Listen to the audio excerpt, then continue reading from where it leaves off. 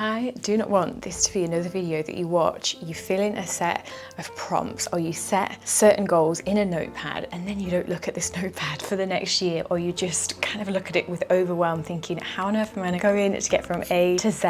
Then this is the video for you. This is where we are going to do a consultation basically on how to rebrand your life in 2025 and reinvent yourself. This has been a video I've been really excited to film because it was only this time last year. I can't tell you how much my life just felt upside down in every possible way, and I've never felt so confused and lost. I had gone from living basically in Dubai on and off since 2020 to buying my first house in the middle of the countryside, doing a renovation that I wasn't supposed to be living in. Along with that, just feeling really lost in so many ways, physically, mentally, and gradually started gaining a lot of weight. I was feeling really lost with my training, and everything I believe is so connected to our deeper whys, and every aspect of my life just felt like it was going downhill. I'd also got really complacent as well in a lot of areas, and that was gradual, and I feel like this is something that we all suffer with. You don't gain the weight overnight, it's gradual, and the habits that don't serve us happen gradually. So in this video I want to share how I've managed to totally rebrand my life, reinvent myself this year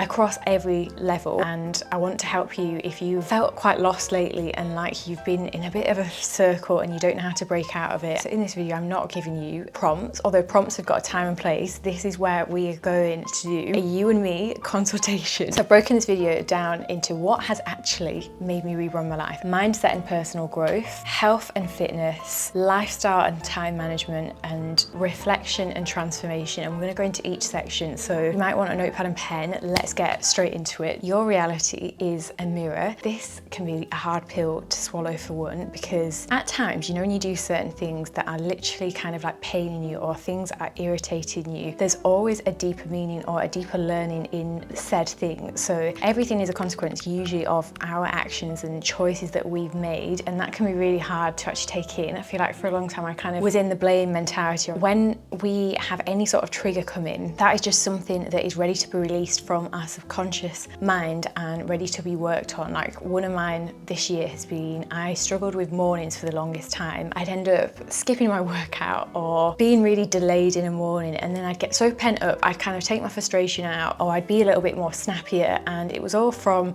I didn't have, say, my evening routine down or like nailed properly. I'd be up late and then it'd delay me the next day, and just like how everything kind of has a consequence. So your reality is a mirror is just looking at it as like not being so angry with yourself. Like I feel like I've done a lot of that this year, rather than just looking at it as like, right, this is what I'm seeing has like a knock-on effect throughout my morning and throughout the next day, because then I skip my gym workout, I grab something I wouldn't usually have because I'm rushing in the morning, so I'd get breakfast on the go, like on the way to work, and then I'd feel guilt because I think, oh, I could have just made something healthier for breakfast that morning, and just thinking, right, I just need to address the root, which is actually probably just getting to bed a little bit earlier the night before. Like I didn't need to watch Netflix, say, till 1 AM, and just making small conscious things and seeing, why am I feeling like this? Where's this actually coming from? Because it's never usually about the washing that hasn't been taken out by our partner or the dishwasher's not been unloaded. It's usually stemming back from like a deeper frustration. So just each time I felt triggered, just looking at, right, where's this coming from? Being willing to look at things as a mirror, and how if you don't like what you see in our mirror, so like if there are things like, say, if you are in a body you don't feel most confident in, you may have overeaten, or if you're not following up with the things that you said you would do. That's the first one that I've done a lot of this year, just like actually getting real and honest, having those honest conversations with people around you and say, oh, hang on a sec, like I'm not really happy with the way you speak to me, or just speaking out a little bit more is something that is a big one for personal growth. Next one has been to stop forcing structure. Why do I get overwhelmed by certain things or working with certain people? And I've just come to accept this year that actually the way I work is just fine. It's in my own way, and obviously you've always got to be open to evolving, changing and growing, but you don't need to work the same as someone else. It's like in school how you've got different type of learners, like some people are visual learners, some people learn through reading and writing, and this has been the year that I've truly just started to accept how I learn, how I go about things, and not try to fit myself in a structure that just doesn't work. To look at your track record, like look at what you've managed to achieve. But I've always struggled to have confidence academically, yet I have got evidence, and like what's helped is like I've got a degree, I have education, so that belief isn't always true, and we can limit ourselves so much. And I feel like I've given my power away to certain people that I've worked with over the years. They've not given me like a track record to why I should take their opinion. We all do things in our own way, and just asking yourself like, how do you work? What times do you work best? That's something that's helped me establish a better routine this year and just have better working relationships, rather than trying to fit into a different way that feels too confined and that I don't feel like I can thrive in. Whilst talking about structure, I feel like I've been very much all or nothing. So I'll go through a phase where I'm like, oh God, how have I started snoozing my alarm and now I'm getting up at 7 and I want to be up at 5 a.m. I want to be this 5 a.m. girly and I want to have my SHIT together and be this version. And then I'll set my alarm for 5, be having quite late nights, and then 3 mornings in, I'm absolutely shattered and I just can't maintain it. Why do we set ourselves these such unrealistic bars and expectations? We would be so much better just setting the alarm half an hour earlier, 10 minutes early. So why not setting a 6:30 alarm that's way more realistic and is something that you could probably consistently do over time? Like, consistency is the thing that's going to get us way further. Meditation, breath work and visualization. I feel like these 3 all go together, and it's also something I feel like I need to include in every single one of my YouTube videos because it has just transformed my reality this year. So I've been on a big journey with meditation. I started consistently back in 2020, and then I've gone through stages where I've stopped. I've been on meditation retreats, and I've done different ones like Kundalini, which is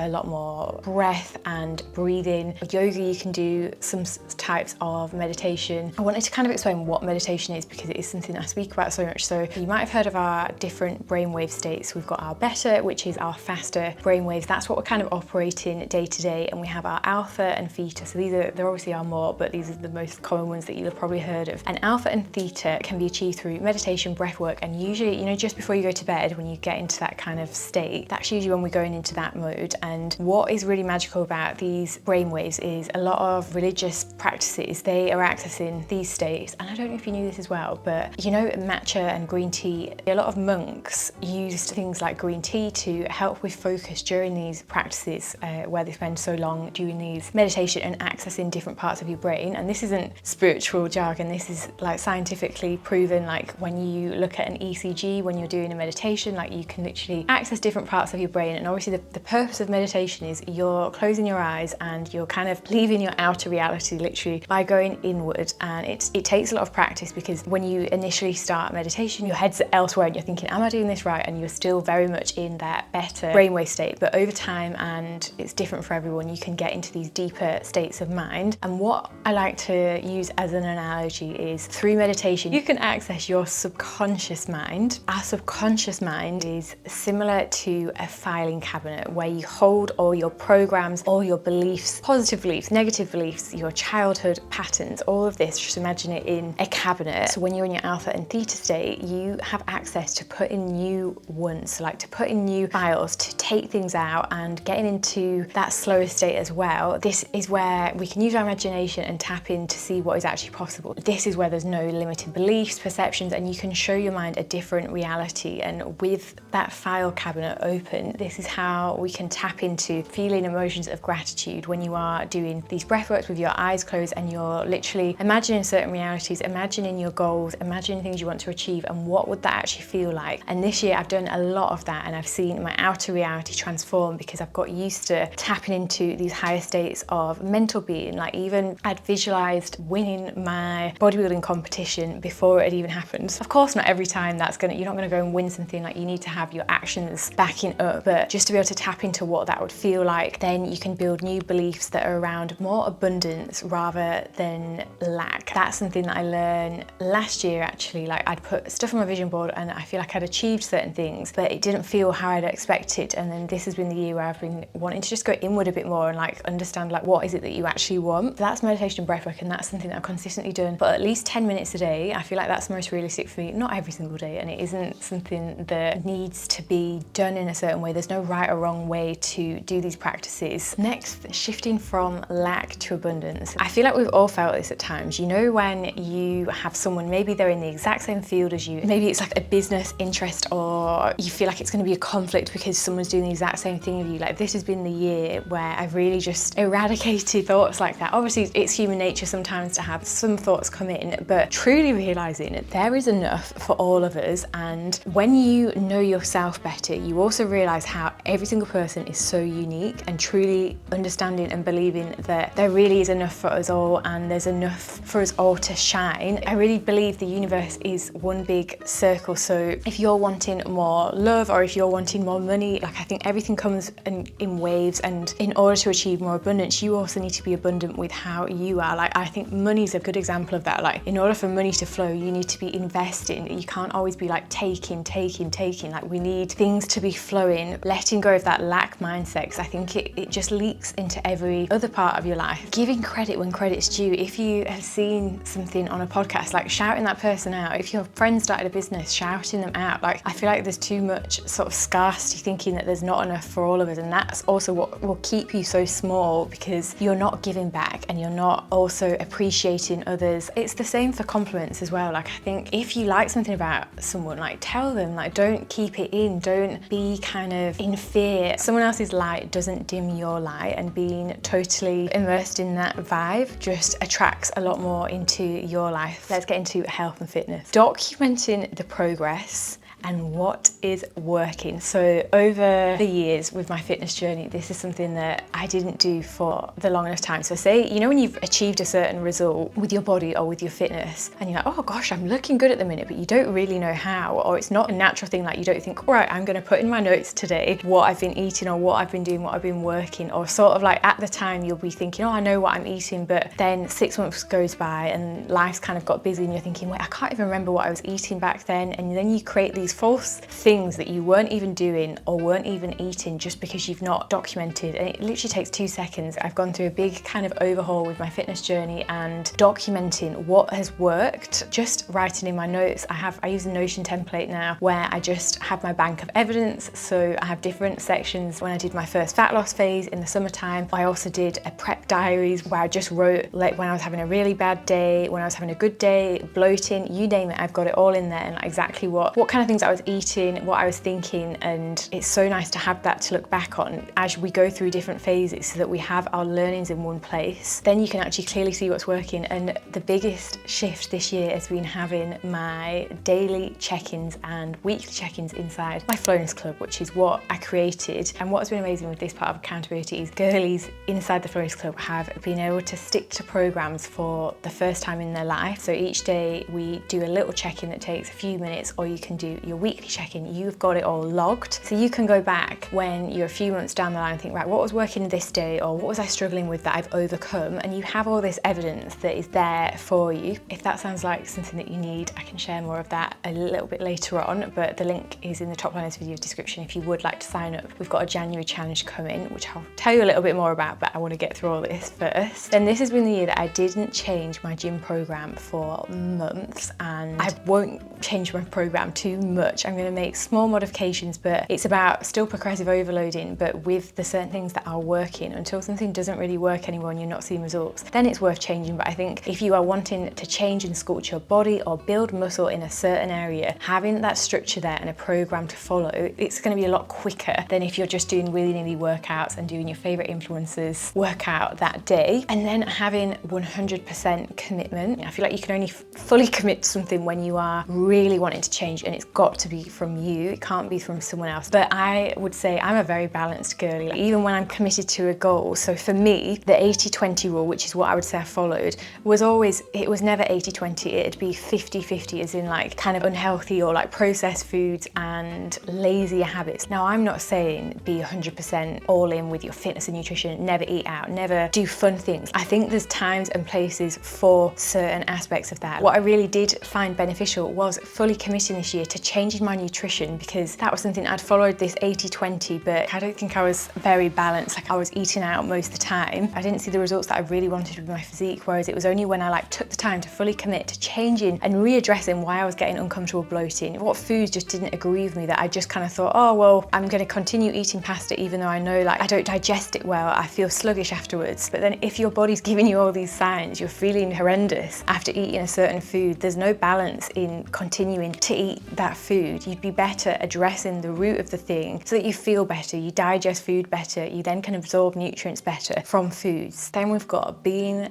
adaptable and flexible with routines. I think this is a real common one when you get into a good routine. Say if you've had a good week and then something comes up, or you've got a little girl and she keeps you up that night, or your nephews come round to stay and all your routines are kind of going out the window. That is just always going to be a part of life, isn't it? And it's something that we can get fixated on. We need to keep flexible with fitness. I think that's the only way to keep it something that you can keep consistent as well. So this time last year, I remember I was trying to keep to a daily step goal. I think it was about 9k steps, and it was just impossible because it was really dark. I'm living in the countryside where there's literally no street lights, and it's just not very desirable, is it, to go for a dark walk when you've had a busy day at work. You come home and you just think, the last thing I want to do. One of the quickest changes that I made was getting a flipping walking pad. You can get them off Amazon, Facebook, like a second-hand one if you need. There are so many ways to make your fitness routine more manageable. So now I have this walking pad. It's so much easier to get my steps because I can do it on days I'm working from home, or if I'm literally watching Netflix, I can just get it from out underneath my sofa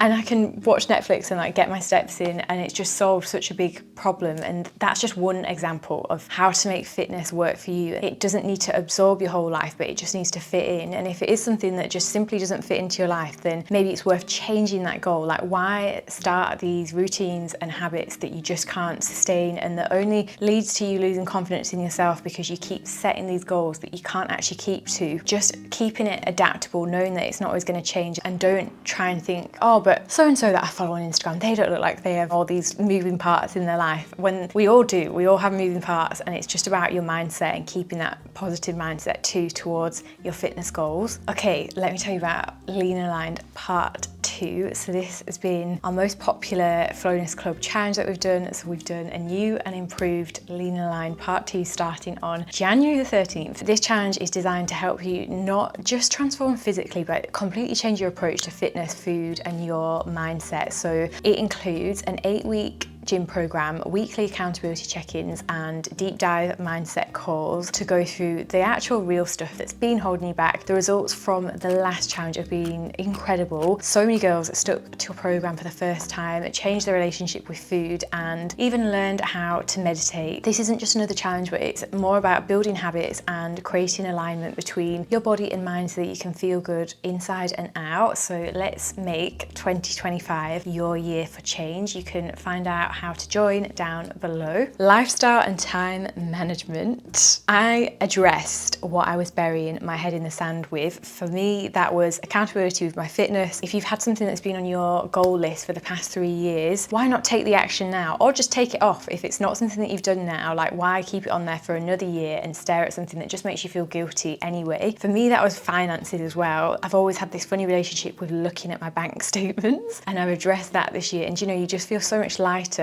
Then buying your time back where you can. So this doesn't need to be expensive. I feel like immediately you're thinking, what if you've not got the spare cash to do certain things? This doesn't need to be expensive. There are ways that you're spending a lot of time, like if you're someone who feels like you're booked and busy 24/7 and you just don't have enough time, you can create some time back and just breaking down, like, right, what does my day look like? Where am I spending time? Like for me, I was spending a lot of time food shopping. Like Mason and I, my partner, if you didn't know, we go through a lot of food shopping, and I was doing regular kind of like mini food shops every other day, and my supermarket's not that close by, so I was probably losing like an hour sometimes and not realizing. And then I was saying, oh my god, I don't have time. There's little ways. So scheduling a food shop, you can even now food shop a bit on Amazon for certain stuff. Like I ordered my Greek yogurt off Amazon the other day and it came at like 9 AM and I'd ordered it at 9 PM the night before. Usually you can book a food shop delivery between £3 and £5, and you think the time that you would take driving to the supermarket, that's sometimes what, half an hour, you're in the supermarket, you get distracted, you end up down God knows what aisle, you buy all sorts, that's another 40 minutes, and then you've got say another 15, half an hour drive back. Like it's 2-3 hour job, something that you don't realise that adds up and takes away time. So where can you buy that time back? And just finding small affordable ways to delegate, whether it's meal prepping as well. When I say meal prep, it just makes me think, oh my God, that's a lot, that's like a big half-day job. So what I do is just, right, let me prep my meat for the week, because meat's the thing that takes the longest to cook, or like my carb sauce. Just convenient ways to save that bit of time. Even if you work from home and you're like, oh no, I work from home so I can cook my meals at home, but you'll be still surprised by the time you've prepped that food, you've taken up time. And I think as well, if you are in the position that you could get someone to help with housework, even if it's every fortnight like that, you can be using that time for something else that could earn you more, if that makes sense. So just looking at ways you can delegate things has been a life changer this year. I feel like I've managed to save more time, become more efficient in your areas of expertise rather than focusing on the other stuff. Then we've got deadlines. I've set concrete goals, and they're so scary sometimes, like whether it's committing to doing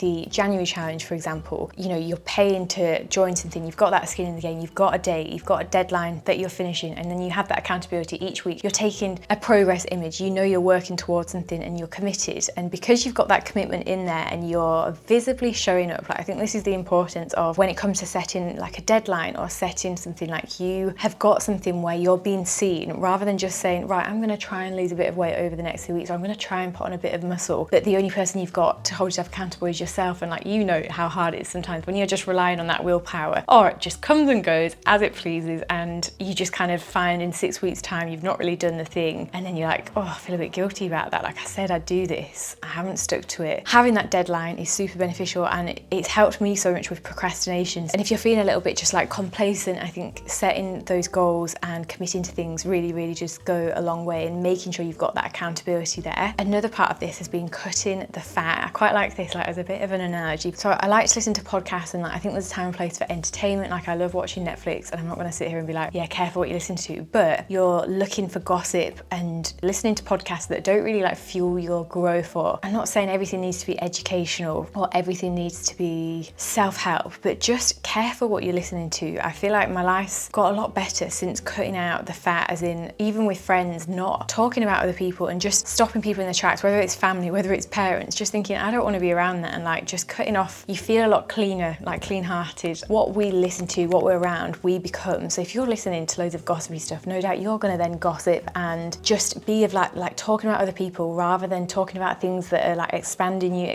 mindset. Like what are you learning? Where can you grow? Where can you improve? If you want your life to start changing, evolving, and being around people who are doing things that you're inspired by, then you also need to commit to that change as well. Like why repeat the things that have kept you kind of same mindset and don't fill you with that as well. Then we've got reflection and transformation. Do the hard thing once. Honestly, just like even saying that out loud has made me shiver a bit, because this has been the year that I've done multiple things that have scared me shitless. Just one being that bodybuilding competition that I slept 2 hours before the night before. Like I can't remember the last time like I've actually been up all night just actually like scared, and it felt horrendous. Like the whole night I was thinking, is this going to be worth how I feel right now? Because I was so stressed, and it totally was, and more, and has taught me so much. And barely slept that night before, and then by the time the second competition came around that I did, I slept like a baby. And this is what I mean why do the hard thing once, because it's only that hard once when it's so new. And the more you can do of those hard things, the easier they become, the more you grow. It's never going to feel comfortable. Usually if it is comfortable, it's not helping your growth enough. Honestly, you are so capable of these things that are in your mind. You wouldn't have these ideas, these visions, if they weren't possible and if they weren't something that you wanted to work towards. And whilst we're on this, action these things over prompts. When you get these hits, these kind of drop-ins and these ideas, it's really important to do it in that moment. Sometimes it's like in the morning, when you've had your first coffee and you're caffeinated, if you're driving home from the gym and you're feeling really good, you've just done a really good session and you get all these ideas, don't let them sit in your head floating around, because you just kind of forget, your day goes by and then like you can't even remember. Write them down and start implementing, like action over anything, like just small actions. And that's the other thing. Say you've got these big goals that you're like, right, I don't really know how to start, just keep continually breaking it down. Try not to focus so much on that big goal. Just what are the small things that you can start doing today that work towards that? Does that make sense? Just so that you can keep ticking things off day by day, because it's not all completed in a day, and like sometimes we set ourselves these unrealistic lists. What is the one thing today that is the big frog, the one thing that will move the needle slightly closer? Like today, for example, is filming this video, because this is something that I've really wanted to do and works towards my goals, for example. But I have a real feeling 2025 is going to be your year of getting out of your own way, finally realizing your potential as well, and not letting other people get in your head so much. Like, it's not always going to feel straightforward, but just knowing that it's a process and we all go through it, but also being kind to yourself along the way as well. I would absolutely love to see you inside the Flowness Club. We have Lean Aligned Part 2 starting on January the 13th. So it's an 8-week challenge